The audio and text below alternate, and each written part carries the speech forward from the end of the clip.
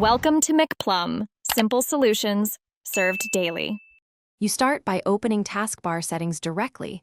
Right-click an empty area on the taskbar and select Taskbar settings, or go to Settings, then Personalization.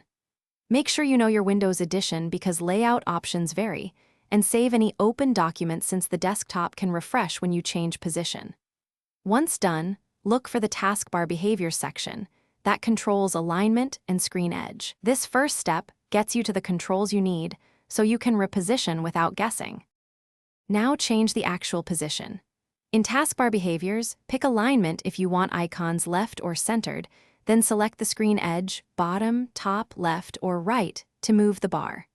If left or right, expect apps and widgets to reflow. Make sure important toolbars remain visible. Use lock the taskbar or enable auto-hide to avoid accidental relocations. Once you set these, the taskbar will snap into place, and Windows will adjust to the new available desktop area. To finish, verify the taskbar behaves across multiple monitors and set your primary display and display settings if it appears on the wrong screen.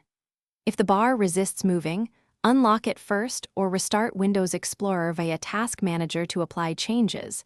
That often clears stuck states. If problems persist, reset taskbar settings or restore defaults in personalization. That returns everything to a known state. One key tip: restarting Explorer usually fixes visual glitches. Thanks for watching. Stay juicy and subscribe.